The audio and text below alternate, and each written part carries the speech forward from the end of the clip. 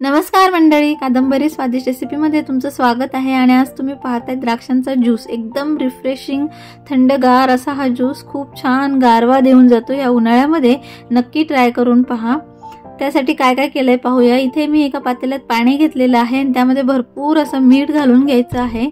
आणि आता या पाण्यामध्ये आपल्याला सगळी द्राक्ष घालून घ्यायची आहेत आणि 10 ते 15 मिनिटं आहे असंच ठेवून द्यायचंय। नंतर याला स्वच्छ धुवून घ्यायचंय 2-3 पाण्याने।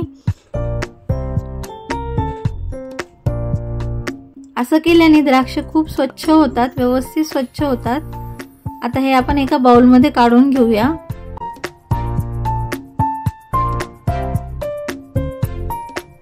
खूप रिफ्रेशिंग असा ज्यूस बनतो आहे। हे बघा, आता हे सगळे द्राक्ष स्वच्छ झालेले आहेत। त्याने अगदी गोड द्राक्ष मला मिळाले होते।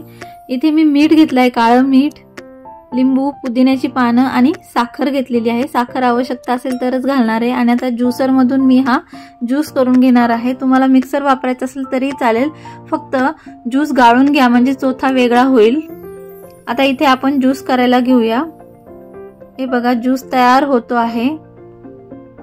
खूप मस्त टेस्ट लागते या ज्यूसची। उन्हाळ्यामध्ये अगदी गारवा देणारा असा हा ज्यूस आहे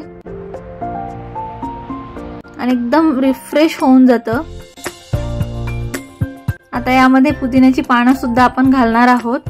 अर्थातच पुदिना जितका तुम्हाला फ्लेवर आवडतो त्याप्रमाणे पानं तुम्ही घालू शकता, कमी जास्त थोडंसं प्रमाण करू शकता।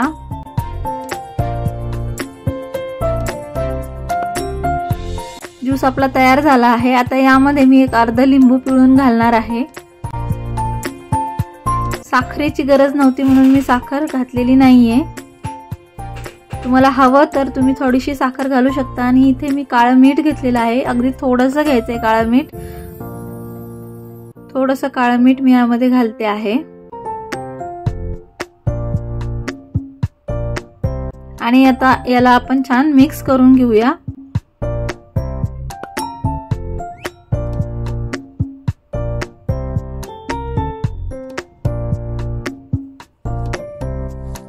आता हे लिंबू ग्लासावरती असं लावून घ्यायचं आहे आणि एका प्लेट मध्ये मीठ घालायचे, काळं मीठ, आणि त्यावरती असा हा ग्लास उपडा ठेवायचा आहे आणि सगळं मीठ त्या कडेला लागायला हवं।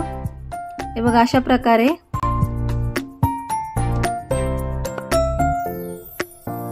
आणि आता यामध्ये आपण ज्यूस ओतून घेऊया। खूप टेस्टी असा ज्यूस तयार होतो, तर नक्की ट्राय करा।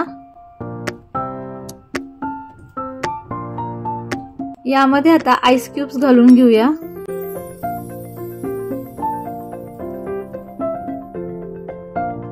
रिफ्रेशिंग असा ज्यूस तयार आहे, तर एन्जॉय।